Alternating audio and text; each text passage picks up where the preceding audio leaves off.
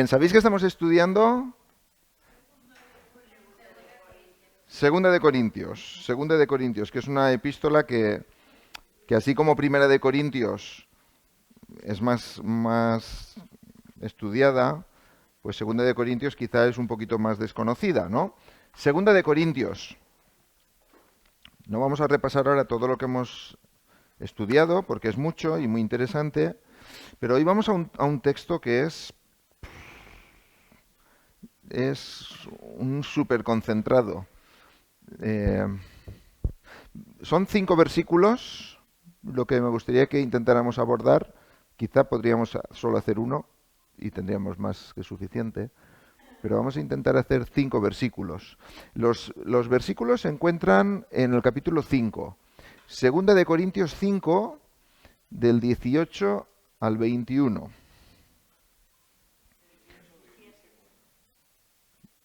Del 17. Del 17 al 21. Digo, ¿cómo lo han sabido? Y es que está ahí en... Se me había dado cuenta que estaba ahí. Digo, qué barbaridad, qué atención. Han sumado, han restado, han... Bien, embajadores de la reconciliación. Este es un pasaje muy bueno. Es muy bueno, aunque tiene algunas cosas que hay que explicar para entenderlas bien, ¿no? En este pasaje lo hemos titulado Embajadores de la Reconciliación, aunque vamos a ver más aspectos. En primer lugar, vamos a ver esto. A ver, ¿esto qué es?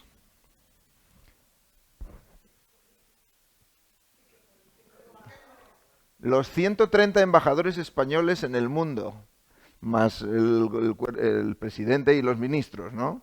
Pero bueno, ahí están todos los embajadores, parece ser, por lo que aparecía en el diario, que se citaron en Madrid de cara a los retos de 2025.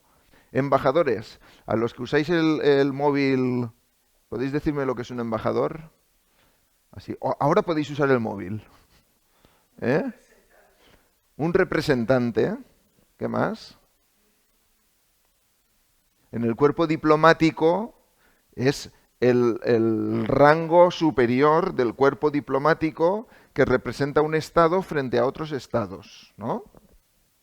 Es que yo también he buscado en el móvil. Dice, persona con el mayor rango en el servicio diplomático y representa ante otros estados al estado que lo nombra. Es decir, el embajador, ¿qué ha sido primeramente? ¿Qué ha sido primeramente? Nombrado. Y después, enviado, ¿verdad? Un embajador no es el que se erige embajador, ¿verdad? No, yo ahora voy a ser el embajador. No. Te tienen que nombrar. ¿Quién te nombra? El país o el Estado, ¿no?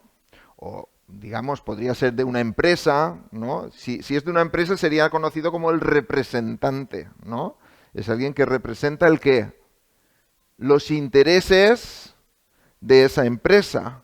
En este caso, el embajador, ¿qué representa? Al país que lo envía. ¿Y en qué tiene que trabajar? En defender los intereses del país que le envía, ¿verdad? Es decir, que el embajador, si es un buen embajador, ¿qué es lo que no hace?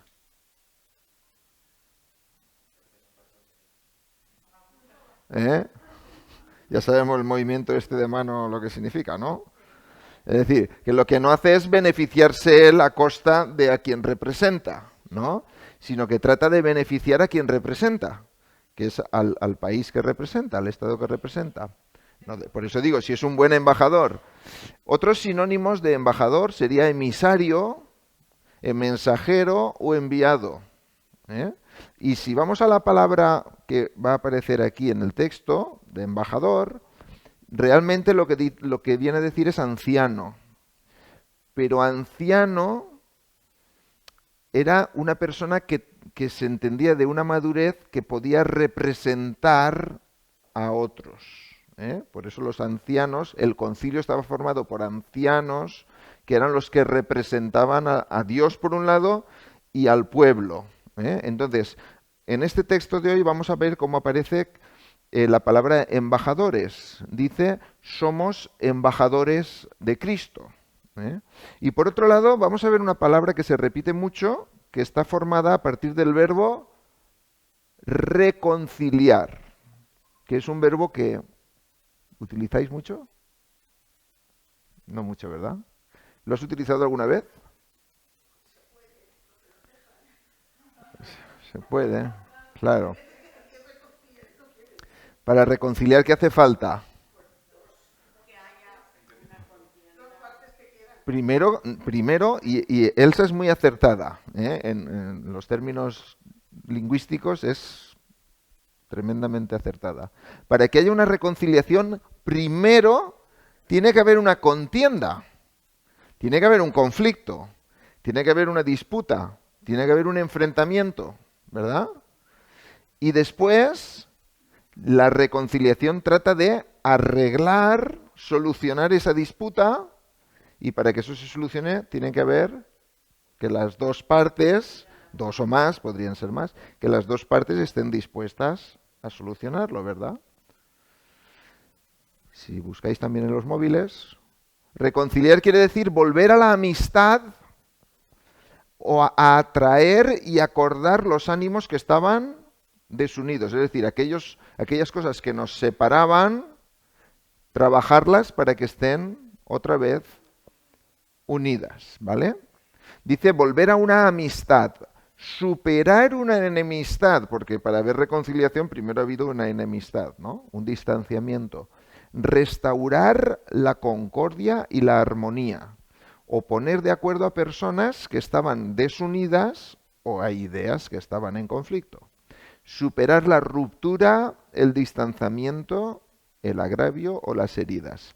Y es curiosa la palabra, porque esta palabra que aparece en la Biblia de reconciliar está basada en dos términos. Una es cambiar o transformar y la otra es oponerse o estar en contra, ¿no? Entonces, la palabra reconciliación quiere decir transformar la oposición, es decir, cambiar aquello que está en contra. Eso es el reconciliar, ¿no? Es muy interesante. Hoy vamos a hablar de eso, de embajadores, de reconciliación y de algunas cosas más. Este es el texto. Vamos a leerlo lentamente, porque es un condensado, ¿eh? Es como cuando compres los taquitos esos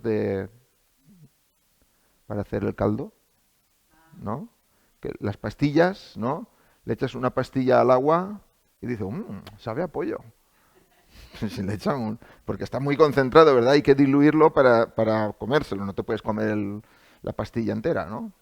Bien, pues este es el texto, es un texto muy concentrado. Dice, vamos a empezarlo desde el principio. Dice, de modo que si alguno está en Cristo, ese sí es un sí, ¿cómo? Condicional, es decir, hay alguna condición, ¿no? De modo que si alguno está en Cristo, nueva criatura es. Eso es una afirmación rotunda, no es un condicional. Las cosas viejas pasaron, nueva afirmación, y aquí todas son hechas nuevas, otra afirmación. Y todo esto procede de Dios, quien nos reconcilió consigo mismo por medio de Cristo y nos dio el ministerio de la reconciliación, a saber, que Dios estaba en Cristo reconciliando al mundo consigo mismo, no tomando en cuenta a los hombres, a las mujeres, a las personas, sus transgresiones, y nos ha encomendado a nosotros la palabra de la reconciliación. Por tanto, somos embajadores de Cristo, como si Dios rogara por medio de nosotros. En nombre de Cristo os rogamos, reconciliaos con Dios. Al que no conoció pecado, le hizo pecado por nosotros, para que fuéramos hechos justicia de Dios en él. Ahí va. Menudo texto, ¿no? Es así, potente, potente. De modo que si alguno está en Cristo, nueva criatura es. Las cosas viejas pasaron, y aquí todas son hechas nuevas. Y todo esto procede de Dios, quien nos reconcilió consigo mismo por medio de Cristo, y nos dio el ministerio de la reconciliación, a saber, que Dios estaba en Cristo reconciliando al mundo consigo mismo, no tomando en cuenta a los hombres sus transgresiones, y nos ha encomendado a nosotros la palabra de la reconciliación. Por tanto, somos embajadores de Cristo, como si Dios rogara por medio de nosotros. En nombre de Cristo os rogamos, reconciliaos con Dios. Al que no conoció pecado, le hizo pecado por nosotros, para que fuéramos hechos justicia de Dios en él. Bien. ¿Entramos al texto o qué? Si alguno está en Cristo. Vamos a ver el primer versículo, el versículo 17. Dice así. Si alguno está en Cristo, si alguno está en Cristo, ¿qué es eso? Si alguno está en Cristo, primero es una frase lo hemos dicho antes, en condicional, ¿verdad? Es decir, ¿hay personas que no están en Cristo? Sí, hay personas que no están en Cristo. Por lo tanto, esto que va a describir después aplica ¿a quién? A los que están en Cristo, ¿verdad? ¿Qué significa estar en Cristo?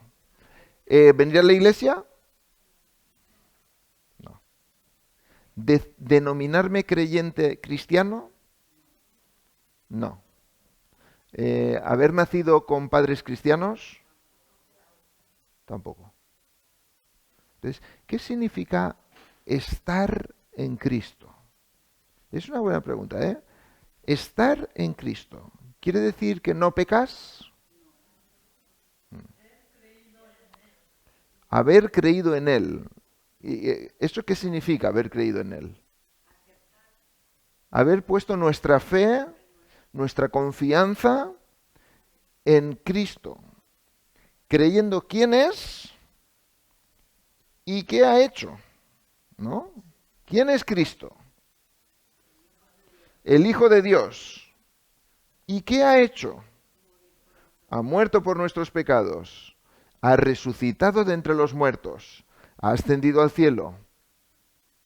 Si tú crees eso y has puesto tu vida a los pies de Jesús, es una forma simbólica de hablar, es decir, te has rendido a quién es Cristo, entonces la Escritura dice que tú eres del Señor, tú estás en Cristo. A esos les aplica esta declaración, ¿vale? Si alguno está en Cristo, porque no todos están, solo aquellos que lo han reconocido. Tenemos, si somos un poco rápidos con textos bíblicos, podemos tener algunos textos que nos alumbren. Por ejemplo, Romanos 10, 9 y 10. Si confesares con tu boca que Jesús es el Señor y creyeres en tu corazón que Dios lo levantó de los muertos, hay que creer que Cristo ha muerto y ha resucitado, serás salvo. Eso es estar en Cristo. Segunda de Corintios 13, 5, este mismo libro que estamos estudiando, esta misma epístola. Dice, poneos a prueba, examinaos, dice en otras versiones, para ver si estáis en la fe. Examinaos a vosotros mismos, cada uno a sí mismo. ¿O no reconocéis a vosotros mismos que Jesucristo está en vosotros? ¿Qué es estar en Cristo? Que Jesucristo esté en nosotros. ¿Cuándo viene Jesucristo a estar en nosotros? Cuando nosotros reconocemos por la fe quién es Él. A menos que en verdad no paséis la prueba. Cristo no está en aquel que no ha puesto su fe en Cristo. Pero los que han puesto su fe en Cristo están en Cristo. Ahora, si alguno está en Cristo, y ahora vienen tres líneas, ¿no? Por un lado, nueva criatura es, ¿y eso qué hace? Que anule las cosas viejas y todas son hechas nuevas. Es decir, hay un cambio. Cuando alguno está en Cristo, pasa a ser una nueva criatura, una nueva creación. Es recreado de alguna manera, ¿verdad? Y entonces se anula lo que había antes y viene una nueva situación, ¿verdad? Vamos a ver, esta nueva criatura, ¿tú el día que te entregaste al Señor cambiaste algo? ¿Se te cayó? A mí se me... no. ¿Cambiaste algo físicamente? No, ¿verdad? Algunos dicen, no, yo vi una luz, o yo... Bueno, yo no la vi, ¿no? Pero no digo que no la pueda, que el Señor no pueda haber traído una luz maravillosa, ¿no? El apóstol Pablo vio una luz, ¿no? Ahora, ¿qué querrá decir esto de que somos una nueva criatura? Quiere decir que nuestra posición delante de Dios ha cambiado. Porque si estás en Cristo, eres hijo de Dios. Estás reservado para la salvación. Eres de la familia de Dios. Eres del pueblo de Dios. Entonces eres una nueva criatura. Tienes unos valores y tienes una identidad distinta, nueva. Porque delante de Dios has sido justificado, es decir, declarado justo, has sido santificado, es decir, apartado para Él, has sido redimido, rescatado por Él, has sido destinado a su salvación y a la vida eterna. Por lo tanto, en ese sentido somos una nueva criatura. Las cosas viejas, ¿qué? Pasaron. ¿Qué cosas viejas pasaron?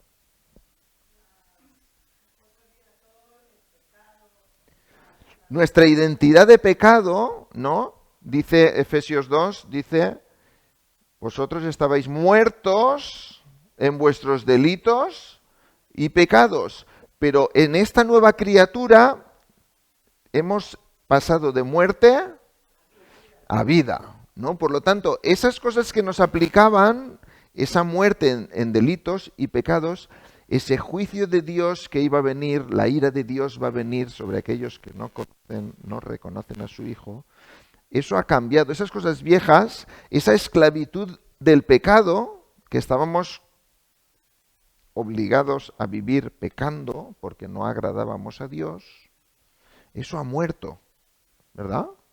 Entonces, las cosas viejas, en ese sentido, pasaron. Ya no aplica el que nuestros pecados nos condenen. Ya no aplica que estemos reservados para la ira de Dios. Ya no aplica que estamos destituidos de la gloria de Dios. Hay una gran cantidad de cosas viejas que ya no aplican. He aquí, todas esas cosas que ya no aplican han sido sustituidas por cosas nuevas, que es que somos, como hemos dicho antes, de su familia, reservados para su gloria, para su vida eterna, para salvación, ¿verdad? Entonces, ¿cuál es la condición? La de arriba. Si alguno está en Cristo, ¿no? Si alguno está en Cristo, esa es la condición. Entonces, desde que estamos en Cristo, lo antiguo que se nos aplicaba por nuestros pecados ya no aplica. Lo nuevo aplica, ¿por qué? Porque estamos en Cristo. Es porque estamos en Cristo, ¿eh? No porque ha habido en nosotros un cambio, ¿eh? Porque estamos en Cristo. Esto era por si trabajamos juntos, hay un montón de textos. Si alguien tiene interés, luego le doy los textos. De manera que esto podríamos decir que este versículo es un sí, pero en alguna medida en todavía no. ¿Qué es el todavía no? Todavía falta algo. ¿No? ¿Qué falta? ¿Qué falta? Porque esto nos trae a veces conflicto. Algunos hermanos dicen, oh, pero si el Señor ya ha hecho de mí una nueva... Por ejemplo, el Señor le dijo a Nicodemo, es necesario nacer de nuevo. Eso es ser una nueva criatura. Si naces de nuevo es que eres nuevo, ¿no? Pero este versículo se puede malinterpretar en el sentido de que ya todo se ha anulado, ya nada me aplica, ¿no? Bueno, nada te aplica en el sentido, en cierto sentido espiritual, ¿no? Pero todavía no se ha manifestado, dice la Escritura, todo lo que hemos de ser. Todavía no. Sí, si ya estamos en Cristo, ya nos hemos arrepentido, ¿no? Pero hasta que no estemos con el Señor, no se va a expresar todas las cosas que ya son reales, pero que aún no se nos ha manifestado en nosotros, ¿no? Dice este texto, 1 de Juan 3:2. Amados, ahora, esta es la nueva criatura, somos hijos de Dios. Ahora, ¿no?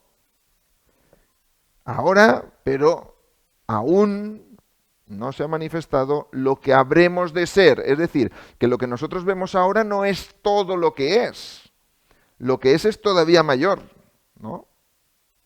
Pero sabemos que cuando Él se manifieste, y hace referencia a su segunda venida, seremos semejantes a Él, porque le veremos como Él es.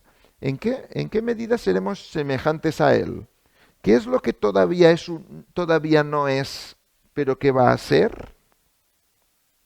¿Qué cosas hay que todavía no son? Por ejemplo, estamos en un cuerpo corruptible, mortal, que envejece, que tiene capacidad de pecar, ¿verdad? Ahora, ¿el Señor nos ha perdonado si estamos en Cristo? Sí. ¿Nos ha declarado justos? Sí. ¿Nos ha reservado, nos ha santificado? Sí. Pero todavía estamos sujetos, ¿no? Entonces, si tú has venido al Señor con un problema determinado, vas a posiblemente tener que seguir peleando contra ese problema. Si has venido con una alteración, vas a tener que seguir peleando contra esa alteración. El Señor podría milagrosamente quitarla, pero en muchas ocasiones va a ser una forma en la que Él va a querer que tú aprendas a depender de Él, ¿no? Entonces es un sí, son unas realidades espirituales que Dios ya ha hecho cuando estamos en Cristo, pero tendremos que seguir trabajando y luchando hasta que se complete la obra de Dios en nosotros.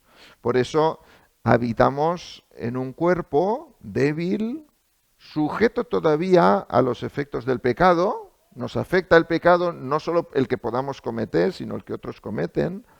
Somos nuevas criaturas, las cosas viejas han pasado y no tienen un efecto eternal o trascendente para nosotros, pero todavía no se ha manifestado o se ha expresado todo lo que podemos ser en Cristo. Por lo tanto, la lucha sigue, ¿no? Esa es la realidad, que a veces pensamos, bueno, pero si yo soy creyente, y si aquel es creyente, ¿por qué peca? Y si el otro es eso, ¿por qué se entristece? Y si el otro, pero si sabe que... Sí, es muy bonito. Pero tenemos que ser reales, ¿no? Realistas. Necesitamos mantenernos firmes en la vida cristiana porque todavía no se ha manifestado todo lo que hemos de ser, ¿no? Aunque Dios ya lo ha hecho, pero tiene un efecto instantáneo posicionalmente delante de Dios, pero va a tener un efecto completo cuando estemos en la presencia de Dios, con el Señor. ¿Da tiempo para más? Dice el Hebreos 12:4, es un texto muy bonito también, muy interesante. Hebreos 12:4 dice, me quedo solo con esa frase, pero dice, todavía...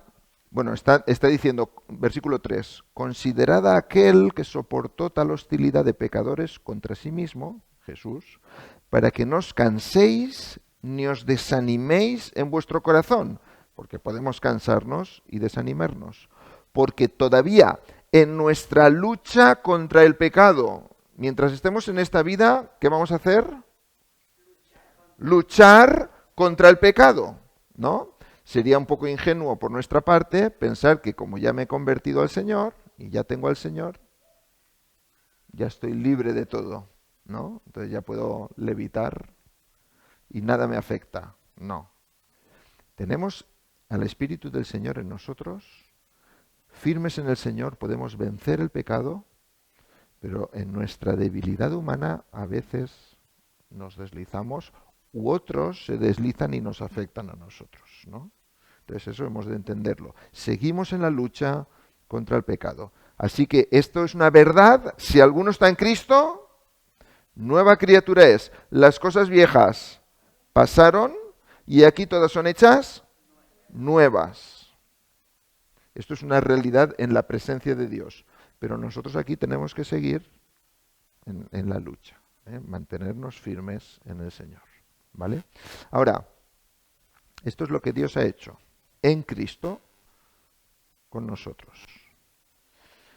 Ahora, mirad lo que dice este texto. Y todo esto procede de Dios, ¿no? Este cambio procede de Dios. Tiene su origen en Dios. Ha sido planificado por Dios. Ha sido guiado por Dios. Y lo ha posibilitado Dios. Por lo tanto, todo el mérito es de Dios. O sea, eso de que... No. Eso nada.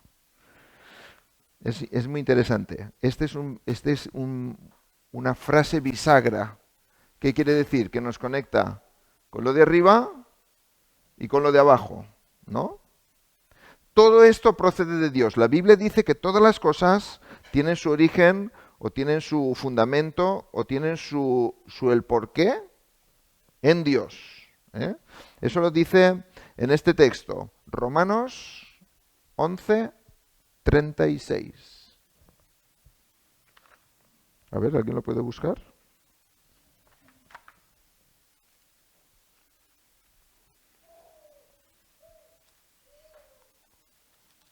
Porque todas las cosas proceden de Él y existen por Él y para Él. A Él sea la gloria por siempre. Todas las cosas, repite. Proceden de Él, existen por Él y para Él. Es decir, lo que ha pasado, lo que pasa y lo que pasará son de Dios. Y existen porque Dios lo permite, ¿verdad? Eso nos dice la Biblia. Todo procede de Dios, como nos dice este texto. Es una declaración universal, ¿no? Todo cuando existió y fue, todo lo que existe y es, y todo lo que existirá y será, todo proviene de Dios, tiene su origen en Dios.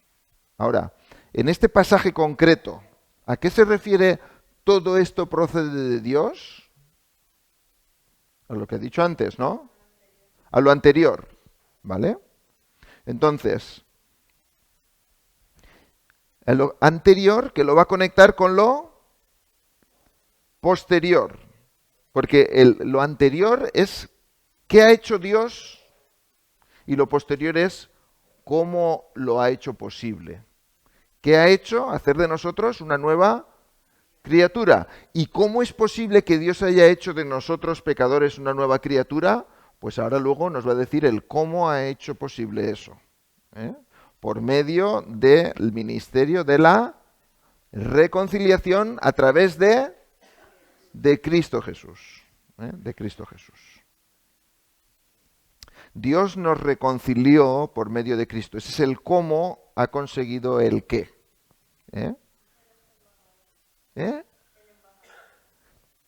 Cristo es el primer embajador, ¿no?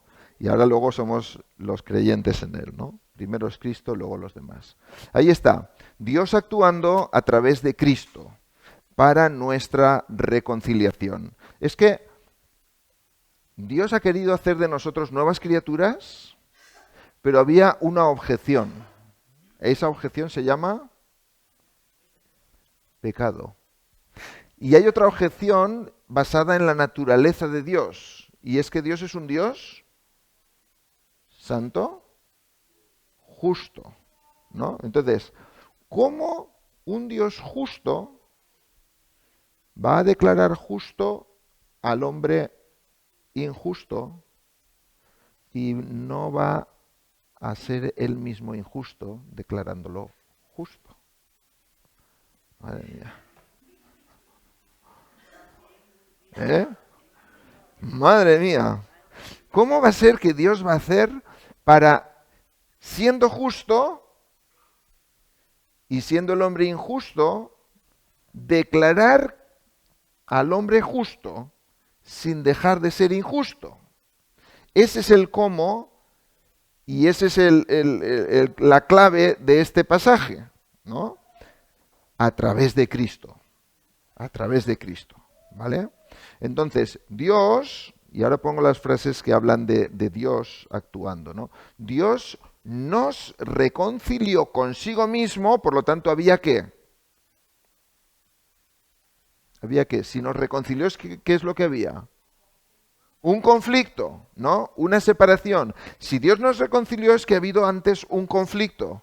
Ese conflicto es causado por el pecado, el de Rachel, el de Encarna, el mío. Nuestro pecado nos ha separado, distanciado de Dios, hasta el más santo de los que pensemos. Dice que no hay justo ni aun uno, ¿no? Por cuanto todos están destituidos, separados, alejados, apartados de la gloria, de la presencia de Dios, ¿verdad? Entonces, Dios nos reconcilió, nos reunió con Él por medio de Cristo. Y nos dio el ministerio de la reconciliación, a saber, este es el ministerio de la reconciliación, que Dios estaba en Cristo reconciliando al mundo consigo mismo. ¿Qué quiere decir que Dios estaba en Cristo? ¿No os habéis preguntado dónde estaba Dios cuando moría Cristo? Estaba en Cristo. Claro que Dios no muere, ¿eh? Pero esto está grabando. Dios no se apartó de Cristo porque Cristo se cargó de pecado y entonces fue... Dios envió a su Hijo y sufrió la cruz.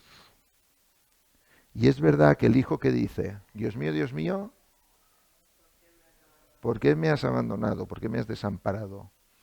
Esta expresión es un clamor de ¿por qué has permitido que yo muera en la cruz? ¿No? Pero no es que Dios se desentendió. Dios envió a su Hijo y Dios estaba en Cristo, en la persona de Cristo, acompañándole en medio de ese sufrimiento. Claro que él estaba sintiendo esa soledad, esa muerte, esa crueldad, ¿no? Pero Él nos reconcilió a través de esta obra de Cristo, ¿eh? Dios estaba en Cristo reconciliando al mundo consigo mismo. ¿Qué énfasis tenía Dios en reconciliarse conmigo y contigo? ¿Pero qué le puedo aportar yo a Dios si no le puedo dar nada y no valgo nada? ¿Y qué énfasis tenía Dios que envió a su Hijo único, a su eterno Hijo, para que se entregara por nosotros? Para hacer posible la reconciliación, su amor, cuánto amor, ¿no? Tanto amó Dios al mundo que ha dado a su Hijo unigénito. Tanto amó Dios al mundo, es que no podemos calibrarlo. El deseo de reconciliación de Dios es tan grande que dio a su Hijo amado para que nos reconciliáramos con Él, ¿no? Y fijaos, no tomando en cuenta a los hombres sus transgresiones, ¿hizo trampas el Señor? ¿Te parece, Rachel? ¿Hizo trampas? No hizo así. El Señor Dios envió a su Hijo para que cargara con tu pecado y cargara con mi pecado, porque Él no podía hacer la vista gorda. Él tenía que aplacar su justicia y nosotros no podíamos pagar su justicia. El Salmo 130, versículo 3. ¿Alguien lo puede leer? Y el Salmo 103, 10. ¿Qué dice?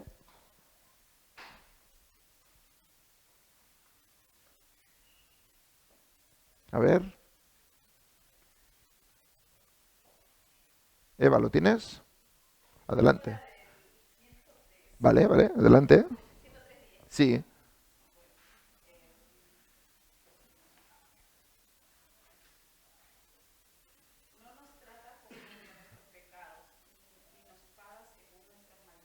A ver, no nos trata conforme a nuestros pecados, ni nos trata conforme a nuestras maldades. Es decir, Dios es tan misericordioso que no nos está tratando, digamos, instantáneamente conforme mereceríamos. Está teniendo paciencia, ¿no? Antes de aplicar su justicia, Él es un Dios paciente. Tiene misericordia. ¿Y qué dice el Salmo 133? No, ese ya lo hemos leído. 133.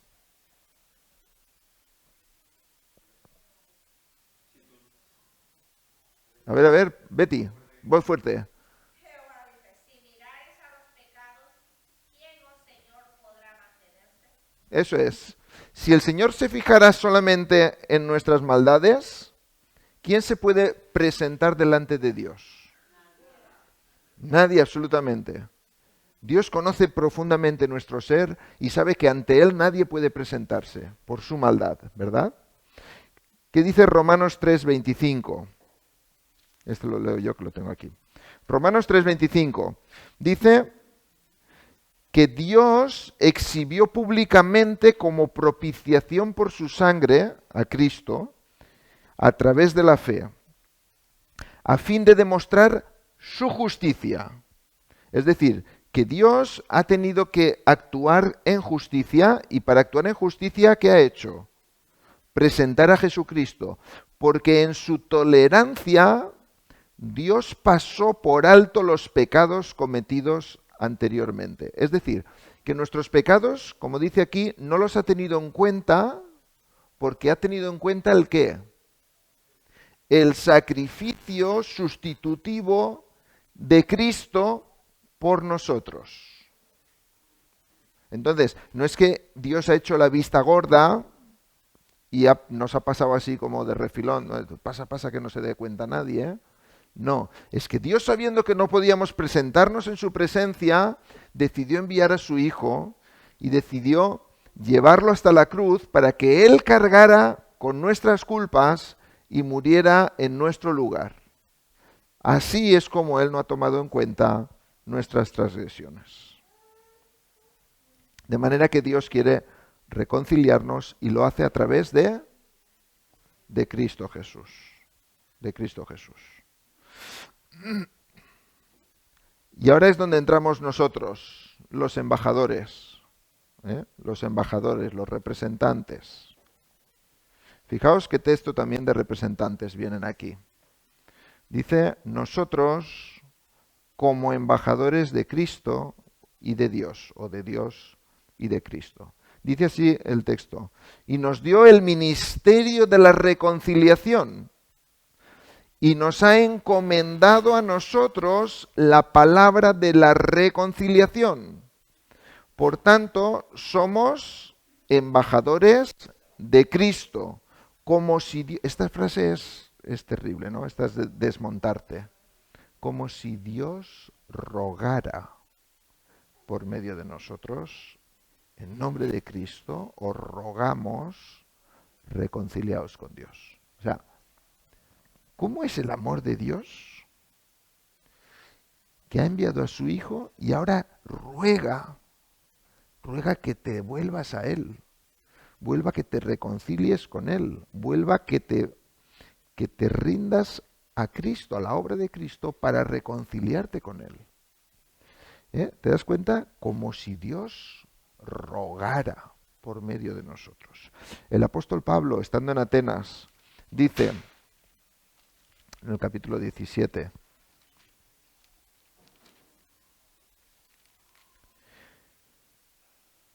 Habiendo pasado por alto los tiempos de ignorancia, versículo 30, Dios declara ahora a todos los hombres en todas partes que se arrepientan. O sea, ¿qué énfasis tiene Dios? Él sabe de nuestro pecado y de nuestra maldad, de nuestro alejamiento, de que estamos destituidos de su gloria. Y Él envía a su Hijo en un plan eterno de redención y de reconciliación.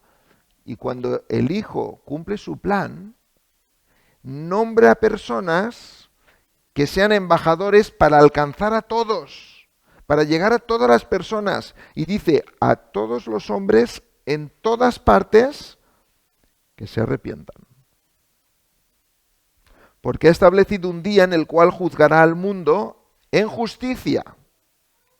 Y si en justicia Dios juzga al mundo, como Él es justo, ¿qué va a declarar a todo el mundo? Pecador. Todo el mundo es pecador. No hay justo ni a uno. Él ha establecido un día en el cual juzgará al mundo en justicia, por medio de un hombre a quien ha designado. ¿Quién? Jesús. ¿Por qué sabemos que es Jesús? Porque dice, habiendo presentado pruebas a todos los hombres, al resucitarle de entre los muertos. Si Dios va a juzgar, ¿por qué quiere que se predique el ministerio de la reconciliación? Para que la gente se salve, porque Dios es un Dios de salvación. Dios quiere que la gente se salve. Por tanto, en nombre de Cristo, os rogamos, reconciliaos con Dios. ¿No? Qué triste si de aquí saliera hoy alguna persona sin haberse reconciliado con Dios. Y un día se presente delante de Dios, del tribunal de Cristo, y diga, tú no te rendiste, no te arrepentiste, y estás condenado por tus pecados, ¿no? Porque el énfasis de Dios es el de la reconciliación. Dios quiere reconciliarse contigo. Y como nosotros no podíamos reconciliarnos con Él, Él tuvo que proveer de su Hijo Jesucristo para que pudiéramos tener acceso a la reconciliación. Así que, ¿cómo ha conseguido hacer eso? ¿Cómo ha conseguido Dios que nos reconciliemos en Cristo? ¿Cómo lo ha hecho? Pues obrando en Cristo. ¿De qué manera? Como dice aquí en este último versículo. ¿Cómo Dios soluciona esta esta tremenda dificultad de reconciliarse con el pecador sin ser injusto, de pasar por alto nuestros pecados? Pues al que no conoció pecado, ¿quién es el que no conoció pecado? Cristo Jesús. Al que no conoció pecado, le hizo pecado por nosotros, para que fuéramos hechos justicia de Dios en él. ¿Qué quiere decir al que no conoció pecado? ¿No experimentó el pecado él? Tuvo tentaciones. Dice la Escritura que fue tentado en todo, pero sin pecado. Dice la Escritura que nos convenía un sumo sacerdote santo, puro, inmaculado, apartado de los pecadores, es decir, que no... Él era amigo de pecadores, decían, ¿no?, sus opositores. Pero quiere decir que él no se contaminó con los pecados de otros, ¿no?, de otros pecadores, ¿verdad? Santo, inmaculado, apartado de los pecadores. Estuvo entre pecadores, pero él jamás pecó. Sufrió el pecado de los demás sobre él, ¿no? El maltrato, el insulto, las burlas, los golpes, la cruz. Pero él, ¿qué quiere decir que Dios le hizo pecado? ¿Quiere decir que se volvió pecador? No. La ofrenda por el pecado, él sufrió las consecuencias del pecado porque murió, pero él se mantuvo inocente. Por lo tanto, por eso Dios lo resucitó de entre los muertos, porque siendo inocente no tuvo por qué morir. Al morir, cargó con nuestro pecado y satisfizo la justicia de Dios. Por eso, para manifestar que estaba satisfecha la justicia de Dios, Dios le resucitó de los muertos, para que ahora se pueda proclamar el evangelio de la reconciliación. ¿Podemos reconciliarnos con Dios por algo que hayamos hecho nosotros? No, todo procede de Dios. Dios ha provisto el sacrificio, Dios ha provisto la reconciliación, Dios ha provisto del Hijo, Dios ha cargado con los pecados nuestros en la persona de Jesús, Dios ha satisfecho su justicia y nosotros podemos reconciliarnos con Él, reconciliarnos con Él, para que fuéramos hechos justicia de Dios en Él, para que Dios pudiera declararnos justos sin ser Él injusto, siendo nosotros injustos, declarándonos justos. ¿Eh? Para que fuéramos hechos justicia de Dios en Él. Tenemos un Dios que no podríamos habernos inventado. O sea, Dios es tan grande que ninguna mente podría habérselo inventado. La Biblia nos describe a Dios de una manera que sería imposible de inventar. Porque Dios es real, porque de Él proceden las cosas, de Él procede la reconciliación. No te vayas sin reconciliarte con el Señor. No te vayas sin experimentar el perdón del Señor, sin ir sin Cristo. Porque el Señor desea reconciliarse contigo. Desea tener tenerte cerca, no porque Él nos necesite, porque nosotros lo necesitamos a Él. Gloria al Señor. Así que termino. De modo que si alguno está en Cristo, nueva criatura es. Las cosas viejas pasaron y aquí todas son hechas nuevas.